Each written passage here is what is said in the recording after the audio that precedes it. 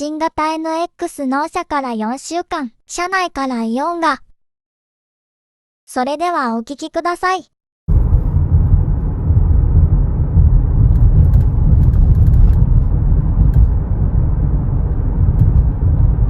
お分かりいただけただろうか。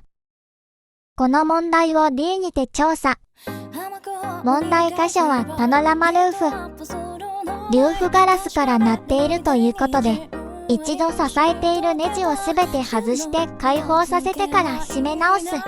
バッチリ修復されました。最悪のケースはルーフすべて取り替え。なんとか今回は応急処置で改善。素晴らしいテクニカルエキスパートさんが完璧に感知させてくれました。感謝。